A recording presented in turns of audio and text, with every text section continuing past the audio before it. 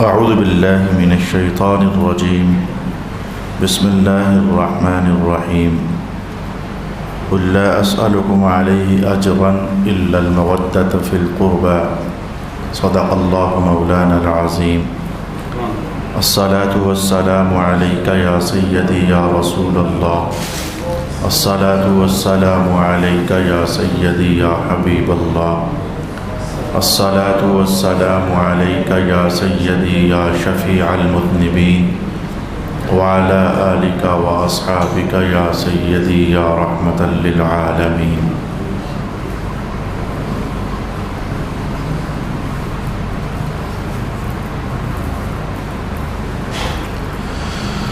اللہ تعالیٰ کے فضل اور اس کے کرم سے جیسا کہ آپ جانتے ہیں کہ تلاوت کردہ آیت شریفہ کی وضاحت میں اس بار خاص کر کے جناب سیدہ زہرا پاک کے دربار اقدس میں چند کلمات عزت، چند کلمات ادب، چند کلمات شان پیش کرنے کا ارادہ اور اللہ کی طرف سے توفیق اور سعادت مندی نصیب ہوئی ہے۔ اس مقصد کے لیے 2 روایات اور 2 احادیث شریفہ کی تلاوت بھی آپ کے سامنے کر چکا ہوں۔ جناب مسور بن مخرمہ رضی اللہ تعالی عنہ فرماتے تھے کہ سرکار دو عالم علیہ السلام نے ارشاد فرمایا، فاطمہ بضعۃ منی فمن ابغضها فقد ابغضنی، جناب فاطمہ میرے دل پاک کا ٹکڑا ہے، جس نے ان کو غضب ناک کیا، جس نے ان سے دشمنی رکھی، بغض رکھا، وہ سمجھو کہ مجھے ہی غضب ناک کرتا ہے، میرے ہی ساتھ دشمنی کرتا ہے اور میرے ہی ساتھ بغض رکھتا ہے۔ جو ان کو خوش کرتا ہے وہ مجھے ہی خوش کرتا ہے۔ پہلے جملے پر گفتگو ہم سماعت کر چکے ہیں کہ صحابہ رضوان اللہ تعالی علیہم اجمعین کس قدر زیادہ احتیاط سے کام لیا کرتے تھے۔ جناب حسنین کریمین ان کی اولاد امجاد کے حوالے سے کہ کہیں ہم سے کچھ ایسا واقعہ نہ ہو جائے جس سے حسنین کریمین ناراض ہو جائیں، پھر نتیجے میں ان کی والدہ ماجدہ جناب سیدہ زہرا ناراض ہو جائیں، اور پھر اس کے نتیجے میں جناب رسول اللہ ناراض ہو جائیں، اور پھر اس کے نتیجے میں اللہ رب العالمین ناراض ہو جائیں۔ یہ کچھ ایسا سلسلہ محبت ہے اور یہ ایسا ہی کچھ سلسلہ عداوت ہے کہ رسول پاک علیہ السلام نے ان بزرگ اور پاک ہستیوں کے ساتھ محبت کو اپنی محبت قرار دے کر اللہ کی محبت قرار دیا ہوا ہے، اور ان پاکیزہ ہستیوں کے ساتھ عداوت، بغض اور دشمنی، نفرت آمیز رویے اور نفرت آمیز کلمات، جملے، ان کو حضور رحمت عالم علیہ السلام نے اپنے ہی ساتھ نفرت اور بغض کا اظہار قرار دیا ہوا ہے، اور پھر آخر کار اپنے ساتھ کیے ہوئے بغض کو اللہ تعالیٰ کے ساتھ بغض کا اظہار ارشاد فرمایا ہوا ہے۔ اس دعا کے ساتھ اللہ رب العالمین ہمیں ان پاکیزہ ہستیوں کے ساتھ محبت ہی نصیب فرمائے، ادب ہی نصیب فرمائے۔ حضور کی ہر نسبت کو سلامیاں ہوتی ہیں، صحابہ بھی حضور کی نسبت ہی سے صحابہ ہیں۔ اللہ تعالیٰ ان کے ساتھ بھی ہمیں نسبت کا جو تقاضا ہے اس نسبت کے تقاضوں کے مطابق محبت والے رویے اور محبت والے سلوک ہی نصیب فرمائے۔ صحابہ رضوان اللہ علیہم اجمعین کو سرکار دو عالم علیہ السلام سے یہ نسبت ہے کہ انہوں نے حضور کو دیکھا اور دیکھ کر صحبت پائی اور پھر اسلام قبول کیا، تو ان کی یہ نسبت ہوئی۔ اور جناب اہل بیت کرام وہ پاکیزہ ہستیاں ہیں کہ جن کو اللہ نے دوہری نسبت عطا فرمائی ہوئی ہے، یعنی انہوں نے مقامی شرف صحابیت سے بھی اپنے آپ کو معنون کیا ہوا ہے، اور لگے ہاتھوں یہ ہے کہ سرکار دو عالم علیہ السلام کے گھر والے بھی ہیں، آل اولاد ہیں اور آل امجاد ہیں، یعنی دوہری نسبت سرکار دو عالم علیہ السلام کے اہل بیت کو رسول پاک علیہ السلام کی ذات اقدس کے ساتھ ہے۔ اتنے چند کلمات مشترکہ اور چند کلمات عمومہ کہنے کے بعد آج میں اس جملے کی وضاحتی بیان میں آپ کے سامنے ایک روایت یا پھر 2 روایات یا پھر 3 روایات حسب حال پیش کرنا چاہتا ہوں کہ رسول پاک علیہ السلام نے ارشاد فرمایا کہ جو ہماری زہرا بیٹی کو خوش رکھے گا اپنے قول سے، اپنے رویے سے، اپنے عمل سے، یہ جو قول، عمل اور رویہ ہے یہ حدیث پاک کے الفاظ نہیں ہیں، یہ ہمارے اساتذہ، مشائخ، محدثین ارشاد فرماتے ہیں۔ ظاہر ہے کہ کسی کو بھی خوش کرنا ہو تو بندے کے پاس یا کچھ میٹھے بول ہوتے ہیں جس سے بندہ خوش ہو جاتا ہے، کچھ عمدہ رویے ہوتے ہیں جن عمدہ رویوں سے آپ مجھے خوش کر سکتے ہیں اور میں آپ کو خوش کر سکتا ہوں۔ یہ نفرت کے لیے بھی آپ مجھ سے نفرت کریں تو نفرت کے لیے بھی بول ہی ہوتے ہیں، کلمات ہی ہوتے ہیں، رویے ہوتے ہیں، اور محبت کا اظہار کرنا ہو تو اس کے لیے بھی بول اور رویے اور کلمات ہی ہوتے ہیں. اس لیے جو لفظ میں بول رہا ہوں یہ حدیث کے الفاظ نہیں ہیں، لیکن باہر کا مضمون جملہ حدیث کا سمجھانے کے لیے یہ ساتھ لگانے ضروری ہیں، کیونکہ یہ چیزیں یہی ہوتی ہیں جس سے انسان کوئی کسی سے اظہار محبت کرتا ہے اور یا پھر کسی سے اظہار نفرت کرتا ہے اور اظہار عداوت کرتا ہے. تو رسول پاک علیہ الصلوۃ والسلام نے ارشاد فرمایا کہ جس نے جناب زہرا کو خوش کیا، آج چونکہ جناب زہرا عنوان ہے، وغیرہ یہی بات جناب حسن کے لیے بھی ہے، وغیرہ یہی بات جناب حسین کے لیے بھی ہے، تو اس نے ان کو خوش، یہی بات جناب علی المرتضیٰ کے لیے بھی ہے، تو اس نے ان کو خوش کیا، سمجھو کہ اس نے مجھے ہی خوش کیا ہے. اور میں کہتا ہوں کہ جس بندے سے رسول پاک علیہ الصلوۃ والسلام خوش ہو جاتے ہیں، اس کا سوائے ایک نتیجے کے کیا نتیجہ ہو سکتا ہے کہ آسمان سے اور عرشوں سے اس بندے کے لیے اعلان ہو جاتا ہے جس سے ہمارے محمد مصطفیٰ خوش ہیں، ہم رب بھی اس سے خوش ہیں. یعنی رسول اللہ سے خوش ہونے کا تو لا محالہ سا نتیجہ اللہ رب العالمین کی خوشنودی اور اللہ تعالیٰ کی رضامندی ہوتی ہے. اب جیسے میں نے پچھلی نشست میں آپ کے سامنے یہ بات بیان کی تھی کہ صحابہ جناب فاطمہ الزہرا رضی اللہ عنہا کہیں ناراض نہ ہو جائیں، اس بات سے کتنے خوف زدہ رہتے تھے، ڈرتے رہتے تھے کہ کچھ واقعہ ایسا نہ ہو جائے. تو ایسے ہی آج میں آپ کی خدمت میں یہ عرض کرنا چاہوں گا کہ حالانکہ عمر میں مقدم، حالانکہ علم میں بہت پہلے سے رسول پاک علیہ الصلوۃ والسلام سے علم کا فیض پانے والے صحابہ اور جناب حسن جناب حسین رضی اللہ تعالی عنہما یہ عمر کے مطابق بھی ابھی بہت کم عمر میں ہیں اور ابھی علم بھی مزید آپ نے حاصل کرنا ہے. لیکن اس کے باوجود یہ دیکھیں کیا نظارہ ہے کہ گھوڑا ہے، اس پر جناب حسن پاک تشریف فرما ہونا چاہتے ہیں اور رکاب ہوتی ہے گھوڑے کی، پائیدان جس پر پاؤں رکھ کر گھوڑے پر بیٹھنا ہوتا ہے. تو اتفاق سے اس موقع پر جناب حضرت عبداللہ ابن عباس بھی ہیں رضی اللہ تعالی عنہ، جن کو سید المفسرین ہونے کا مقام حاصل ہے. رسول پاک علیہ الصلوۃ والسلام کے مبارک گھر میں داخل ہو کر کے تو وہ حضور کے معاملات حیات علم میں لاتے ہوتے تھے کہ حضور تب کیا کرتے تھے، تب کیا کرتے تھے، تہجد کی نماز کیسے پڑھتے ہیں، قریب تر ہو کر کے تو حضور سے علم کا استفادہ کرنے والے. تو جناب حسن کا پاک سواری پر چڑھنا چاہتے ہیں تو جناب عبداللہ ابن عباس کہتے ہیں رکیے ذرا، میں جس رکاب پر آپ نے پاؤں رکھنا ہے میں اس رکاب کو پکڑ کر آپ کے لیے سیدھا کرتا ہوں. میں کہتا ہوں جیسے آپ ذرا اپنے گھروں کے ماحول میں چلے جائیں، گھروں میں تو شاید اتنا نہیں، لیکن جو روحانی ماحول ہوتے ہیں، اساتذہ کے ماحول، مشائخ کے ماحول، پیران طریقت کے ماحول، تو آپ نے دیکھا نہیں ہے جو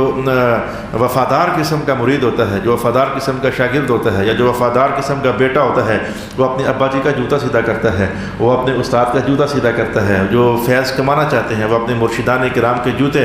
سیدھے کرتے ہیں. یہ جوتا سیدھا کرنا بھی اللہ کے ہاں بہت فیض رکھتا ہے بندے کو. یہ رویے ہیں جو میں نے پہلے کہا کہ رویے ہی ہوتے ہیں یا بول ہوتے ہیں جو بندے کو کہیں اوپر لے جاتے ہیں، اور یہ رویے ہی ہوتے ہیں اور بول ہی ہوتے ہیں. میں کئی بار کسی جگہ جاتا ہوں تو کسی گھر کے اندر تو وہاں ظاہر ہے کہ ماحول ہی نہیں ہوتا ہے، یعنی باپ کو یہ ادب اور احترام دینا ہوتا ہے. اگر کہیں بیٹا اس کا میرے سامنے سے گزر جائے عین اس موقع پر، پھر میں کہتا ہوں بیٹا اسکول میں یہ بات نہیں پڑھائی جاتی ہے، کالج میں یہ بات نہیں پڑھائی جاتی ہے، لیکن یہ ادب آداب محراب اور ممبر سکھاتا ہے. چل اب میرے سامنے ابا جی کے جوتے سیدھے کر، اور اب جب کہ بھی تیرے ابا جی جوتا پہنا کریں گے جوتا سیدھا کیا. اگر تجھے بیٹا پتہ ہی نہیں ہے کہ اس کا مقام کیا ہے،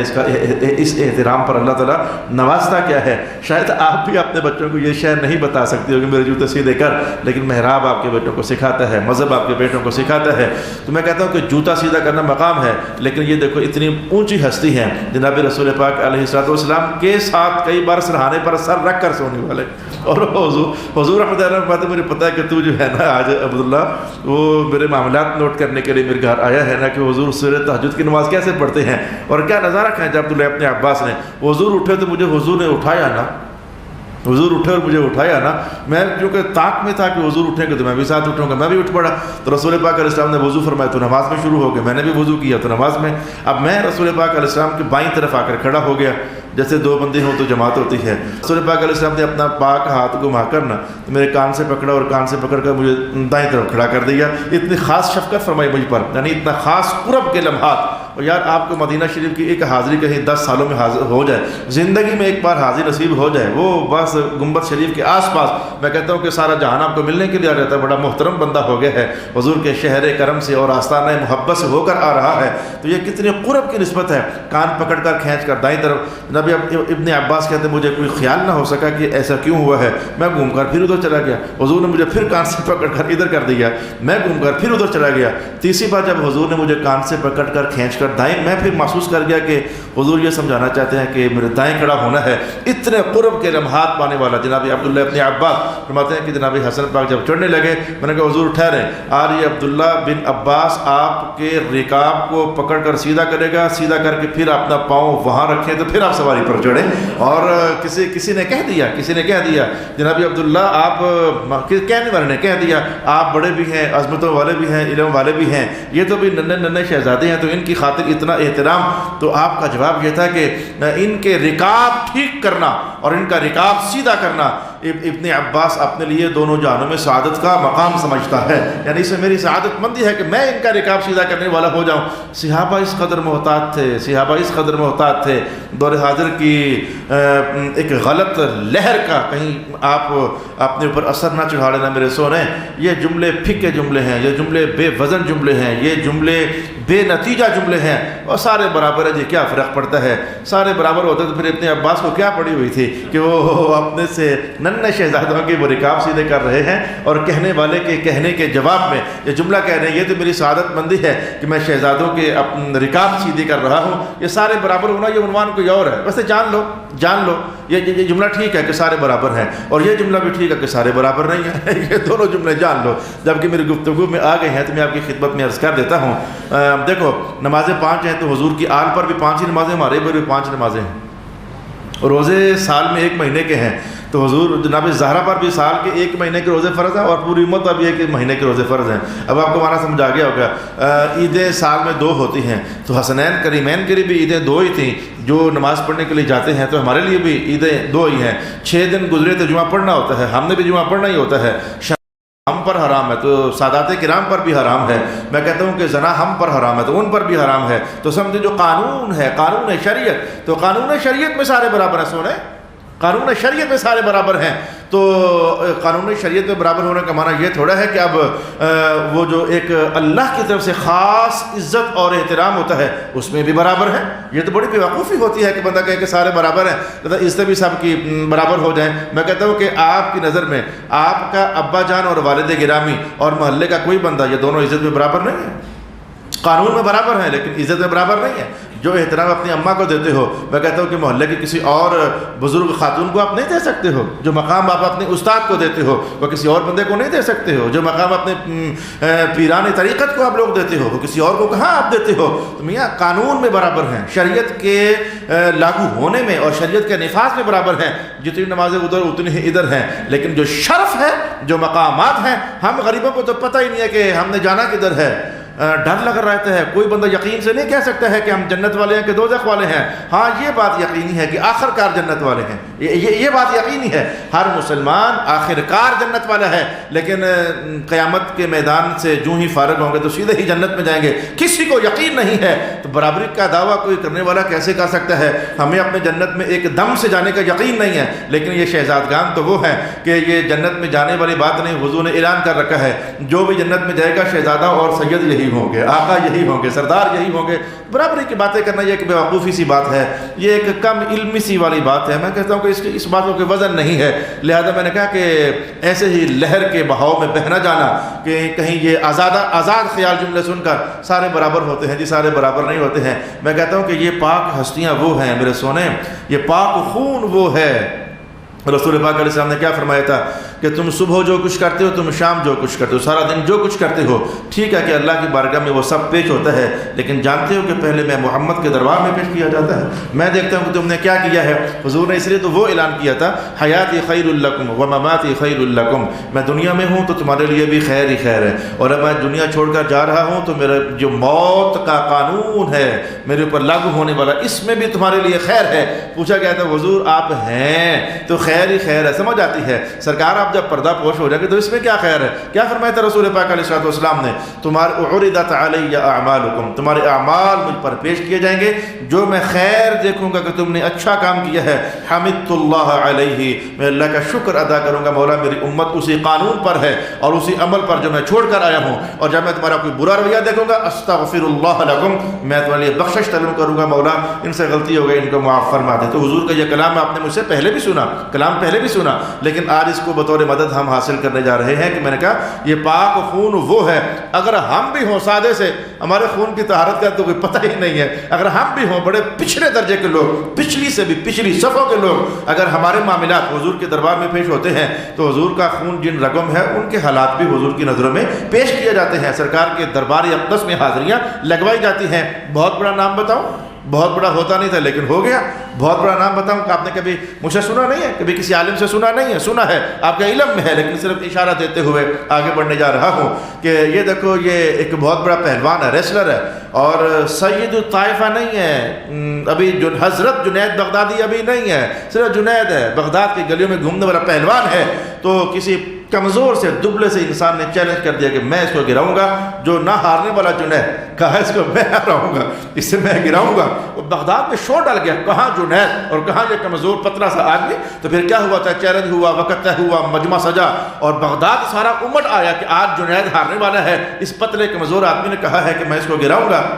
جب مجمع اکھاڑا لگا تو اس کمزور آدمی نے کان میں آ کر کہا، تو وہ بعد میں راز کھولا جنید نے، اس نے کہا مجھ سے کیا تھا؟ کہا میں پہلوان شہلوان کوئی نہیں ہوں، میں تو سید ہوں، لیکن میری حاجت ہے، میں ضرورت مند ہوں، اگر آج آپ ہار جاتے ہو تو میری ضرورت پوری ہو جاتی ہے، مجھے انعام ملے گا۔ جنید کے دل میں اللہ نے خیال ڈالا، ہارے پھر ہارے پھر ہارے، جو انعام و کرام ملنا تھا ملا، لیکن میں نے کہا اس پاک خون کی حاضریاں لگتی ہیں۔ خواب میں حضور نہیں آئے تھے؟ کیا تاریخ نہیں جانتے ہو؟ حضور نہیں آئے تھے؟ آپ حضور نے فرمایا نہیں تھا جنید تیرا ہارنا پسند آ گیا ہے؟ حضور نے پسند نہیں کیا تھا، اور اس کے بعد پھر پہلوان نہیں رہا، اس کے بعد پھر وہ ریسلر نہیں، پھر سید الطائفہ بنے اور یہاں کے سردار بنے، جنید بغدادی بنے۔ آج ان کا نام کہیں ویسے ہی چلتے چلتے آ جائے تو دل میں ایک عقیدت کا احساس پیدا ہو جاتا ہے، میں کہتا ہوں کہ دل میں ایک محبت کا احساس پیدا ہو جاتا ہے۔ تو میں کہتا ہوں کہ جہاں لگے ہاں، تو یہ بھی آج میں اسی روایت سے میں آپ کو ایک دوسرا نتیجہ بتاتا ہوں۔ پہلے تو میں نے یہ کہا کہ اس خاندان کے بچے سے حسن سلوک سرکار کے دربار میں پیش کیا جاتا ہے، اور آج میں دوسرا نتیجہ بھی بتاتا ہوں کہ پھر جس کا حسن سلوک حضور کے دربار میں پیش آ جائے اور اس وقت حضور رحمت عالم کمال عطا کی لہر میں ہو، میں کہتا ہوں اس بندے کو زمین سے اٹھا کر آسمان تک پہنچا دیتے ہیں۔ اور جب عطا کا ایک جملہ حضور کی زبان سے نکل جائے تو پھر وہ جنید نہیں رہتا، وہ حضرت جنید بغدادی رضی اللہ تعالی عنہ بن جاتے ہیں۔ میرا خیال ہے کہ عنوان ہمیں کھلنا چاہیے، یعنی سارے برابر ہیں، سید ہوا غیر سید ہوا۔ تو ابھی انشاءاللہ اس بار ہمارا جو کہ عنوان ہے، ابھی مجھے کچھ اور بھی کہنا ہے اور اس سے بھی زیادہ کچھ اور کہنا ہے اور تھوڑا سا اس سے بھی زیادہ مجھے کچھ اور کہنا ہے، لیکن وقت کے دائروں میں رہتے ہوئے انشاءاللہ ہم آگے بڑھیں گے۔ تو آج میں نے آپ کی خدمت میں یہ عرض کیا کہ ان پاکیزہ ہستیوں کے ساتھ جیسے غلط سلوک اور غلط رویہ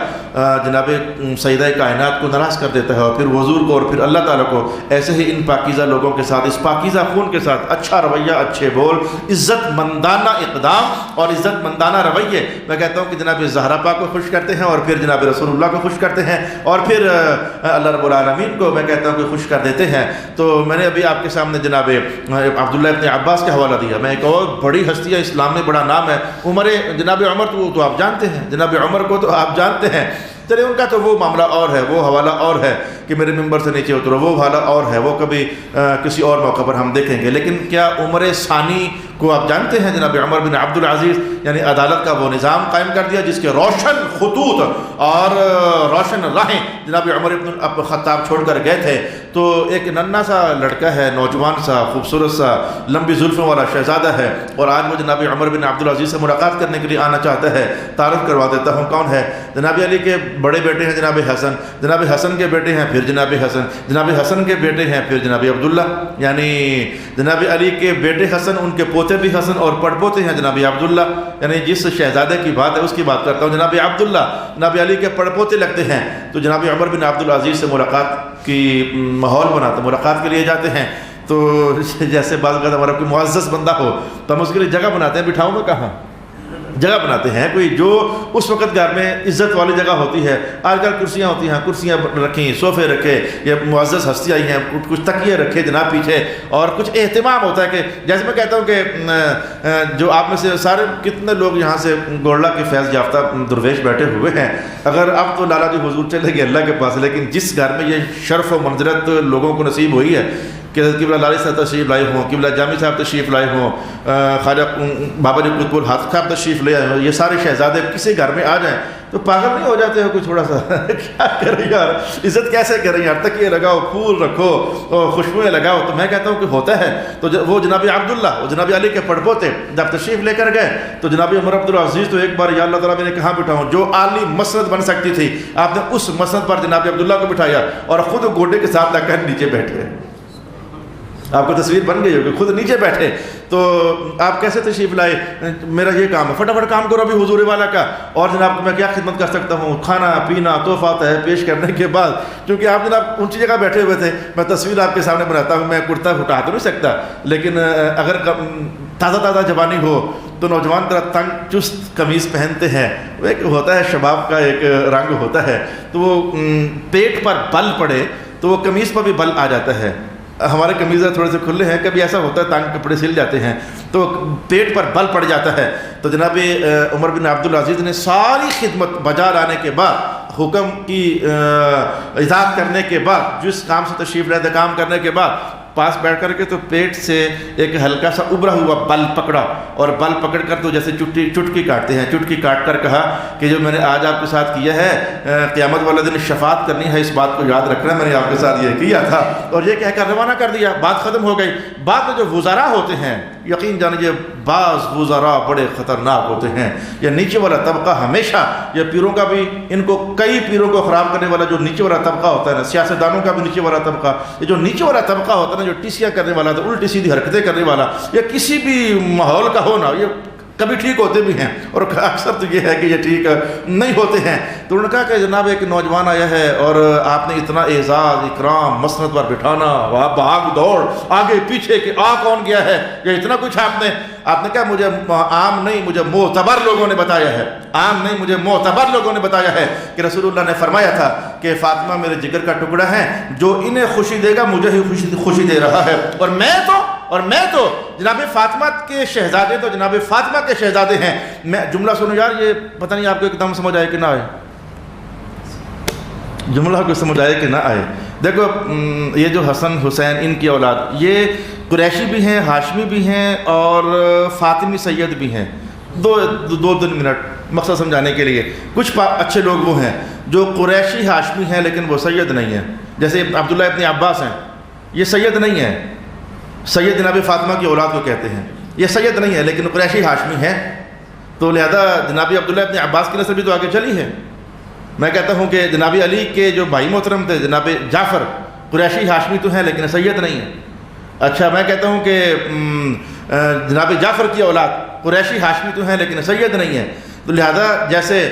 صحابہ کو ایک نسبت ہے کہ وہ صحابی ہیں، اہل بیت کو دوہری نسبت ہے، صحابی بھی ہیں گھر والے بھی ہیں. تو ایسے ہی سمجھیں کہ جو ہاشمی قریشی ہیں ان کو صرف حضور کے خاندان میں ہونے کی نسبت ہے، یہ حضور کے خاندان والے ہیں، کیونکہ حضور بھی قریشی تھے اور ہاشمی تھے. لیکن جو قریشی اور ہاشمی وہ آگے جناب زہرا پاک کی اولاد ہیں، تو یہ قریشی بھی ہیں، ہاشمی بھی ہیں اور یہ فاطمی سید بھی ہیں، ان کی نسبت دوہری ہو گئی. اگر تھوڑا سا میرا وقت استعمال میں نے کیا، اگر ذہن میں کوئی فرق آیا ہے تو اب آپ سمجھیں کہ جناب عمر بن عبدالعزیز کہنے لگے، یہ جملہ میں نے آپ کو پچھلی بار نہیں بتایا تھا لیکن آج بتا رہا ہوں. جناب عمر بن عبدالعزیز کہنے لگے، اور یار یہ تو جناب سیدہ زہرا کے لال ہیں، اور میں صرف ان کو نہیں، میں تو تمام ہاشمی بچوں کو قیامت والے دن صاحب شفاعت تصور کرتا ہوں. میں تو تمام ہاشمیوں کے بچوں کو صاحب شفاعت تصور کرتا ہوں، اور یہ تو قریشی بھی ہیں، ہاشمی بھی ہیں اور فاطمہ تو زہرا کے نور نظر ہیں، ان کا تو کیا مقام ہو سکتا ہے. میری ملامت نہ کرو، کچھ لوگوں نے جملے سخت بولے تھے، میری ملامت نہ کرو، اس لیے کہ میں نے جو اپنی آخرت کو نور پرور کرنے کے لیے یہ اقدام عزت کیا ہے، یہ اقدام اہتمام عزت اور اہتمام رحمت کیا ہے صلی اللہ علیہ وآلہ وسلم. تو آج میں نے آپ کو دوسری روایت پیش کی، یعنی آج میں ایک اور چیز بھی آئی ہے. آپ نے محسوس کیا کہ جو روایت اور حدیث میں نے پڑھی ہوئی ہے، تسلی رکھیں انشاءاللہ العزیز،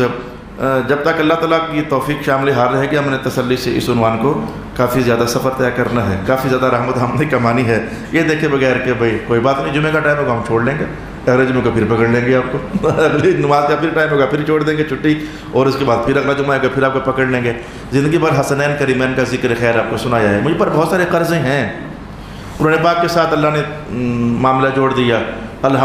کے والناس تک جانا کوئی آسان کام نہیں ہے۔ اللہ پھر ہم جیسے کام علم لوگ، چھوٹے لوگ جن کا علم الف کا بھی پورا نہیں لگتا ہے، تو پھر پڑھا کر گزارا چلا کر والناس تک جانا مشکل کام ہے۔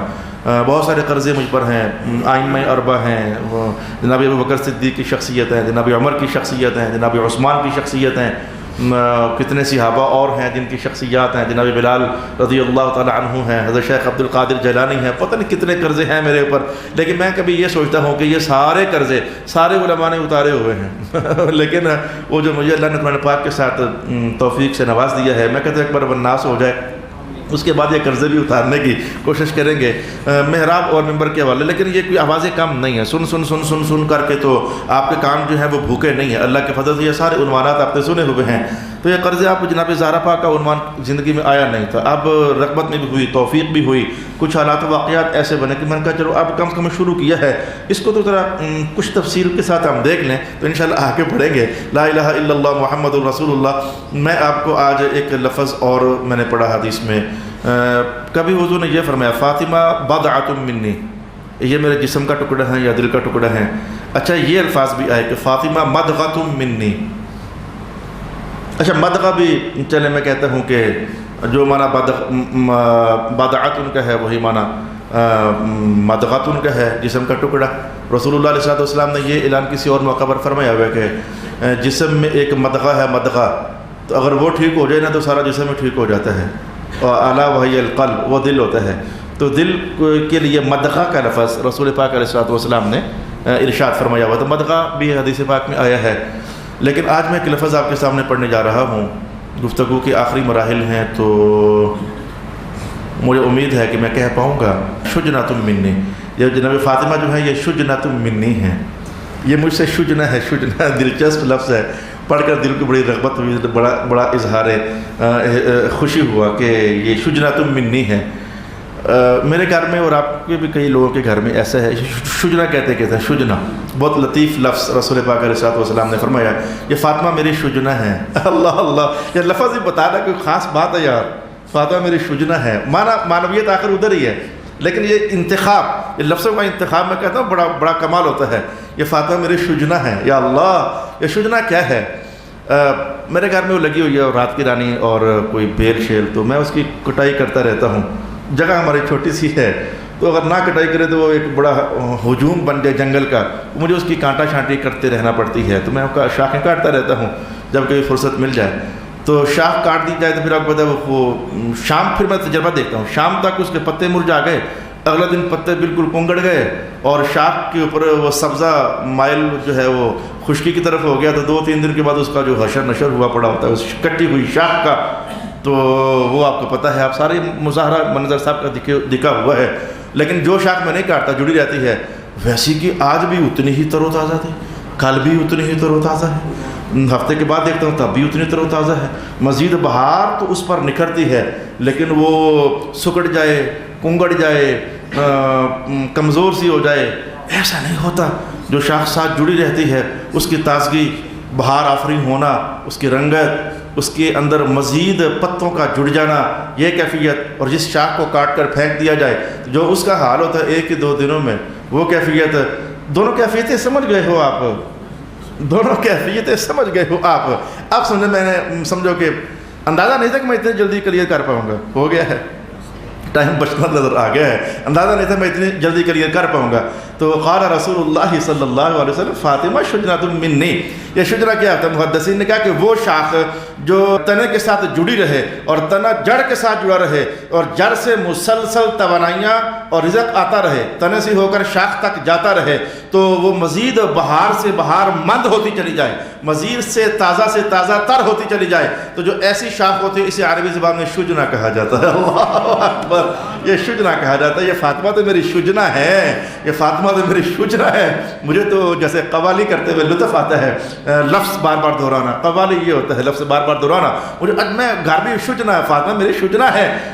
اس کا اعلان کسی اور موقع پر جب تانے مارے گئے تھے رسول پاک علیہ الصلوۃ والسلام کو کہ ان کی نسل ختم ہو جائے گی, یہ مٹ جائے گی, تو یہ ہو جائے گا, تو وہ ہو جائے گا, مجھے وہ ساری حضور کی باتیں, وہ سورۃ کوثر یاد آنا شروع ہو گئی کہ محمد پاک کی نسل کیسے ختم ہو سکتی ہے. اس لیے کہ رب کائنات پاک محمد کو شجنا بیٹی عطا فرمائی ہوئی ہے. میری ساری نسل ادھر سے ہی آگے بڑھ جانی ہے. پوری دنیا میں کوئی رائی نظر آئے کہ نہ آئے, کوئی چودھری نظر آئے کہ نہ آئے, کوئی جٹ نظر آئے کہ نہ آئے. کچھ علاقے ہوتے ہیں وہ صرف راجوں کے ہوتے ہیں, کچھ علاقے ہوتے ہیں مغلوں کے ہوتے ہیں, کچھ علاقے ہوتے ہیں, صحیح بات ہے, گجر خان میں راجے ہر پاس. ہمارے پنجاب میں تو رانے ہوتے ہیں, رانے ادھر ہوتے ہیں, راجے ادھر ہوتے ہیں, رانے ادھر کی نسلیں اور ادھر نسلیں اور. لیکن یہ سید ایسے ہیں, کوئی ایک علاقہ ان کا نہیں ہوتا, سارے علاقے ان کے ہوتے ہیں. کہیں نہ کہیں آپ جاؤ گے یہ سارے راجے کسی سید کے قدموں میں پڑے نظر آئیں گے, کیونکہ وہاں کوئی شجنا کا شہزادہ بیٹھا ہوتا ہے, اور یہ سارے رانے کہیں نہ کہیں کسی سید کے قدموں میں بیٹھے نظر آئیں گے. یا گجر خان کے ہزاروں راجیوں, تم گولڈا شریف کے قدموں میں جاتے ہو کہ نہیں جاتے ہو؟ وہاں جا کر کدھر گئی راجیت, تو کدھر گئی رانیت, تو کدھر گئی مغلیت, تو کدھر گئی چودھرویت. اور چونکہ قریب کا بڑا آستانہ ہے اس لیے ذرا بات جلدی آپ کو سمجھ آ جاتی ہے. مجھے ورد کرنے کو دل کہتا ہے, میں 5 بار کہوں, میں 5 بار پھر کہوں, شجنا فاطمہ میری شجنا ہے, کہ ان کے ذریعے تو اللہ نے آل محمد کا سلسلہ آگے بڑھا دینا ہے. اور یہ ہمیشہ تر و تازہ ہے, یہ ہمیشہ تر و تازہ ہے. اس میں بہار میں اضافہ ہے, لیکن کبھی اس میں کملاہٹ نہیں ہے, کبھی اس میں وہ پھیکا پن نہیں ہے, کبھی اس پاک خون کی طہارتوں کی رنگت ماد پڑ جائے, کبھی ایسا نہیں ہو سکتا ہے. اس لیے میں کہتا ہوں کہ جب بھی کبھی کائنات میں کوئی مذہب کا بڑا کارنامہ اور بڑا انقلاب آیا ہے, جب بھی کبھی, آپ تو یہ جملہ بولتے ہیں, چھوٹا سا جملہ ہے, ہر کامیاب مرد کے پیچھے کسی اچھی عورت کا ہاتھ ہوتا ہے, چھوڑو, چلو میں کہتا ہوں کہ اس کو بھی آپ لے لو, اس کو بھی آپ لے لو, اس کو بھی ساتھ ملا لو. میں کہتا ہوں کہ صرف یہی نہیں کسی عورت کا ہاتھ ہوتا ہے. ذرا جھانک کر دیکھو, ہر بڑے آدمی کے پیچھے, کہیں ہر بڑے انقلاب کے پیچھے اور ہر بڑے لوگوں کی کامیابی اور ترقی کے راز کے پیچھے کوئی نہ کوئی تمہیں سید نظر آئے گا, سونے, اور کوئی نہ کوئی سید نظر آئے گا. میں کہتے رک گیا, پھر میں کہا چلو یہ جملہ بھی جوڑ لو, ہر کامیاب مرد کے پیچھے کسی اچھی عورت کا ہاتھ ہوتا ہے. جناب حسن سے کامیاب کون ہوگا, جناب حسین سے کامیاب کون ہوگا؟ تو وہاں بھی پیچھے کوئی شجنا نظر نہیں آ رہی ہے, آپ کو سیدہ نظر نہیں آ رہی ہے. یہ جو حضور کا خاندان, یہ شجنا ہے, یہ فاطمہ شجنا تم منی. اللہ تعالیٰ میرا اور آپ کا حامی و ناصر ہو. وآخر دعوانا الحمدللہ رب العالمین.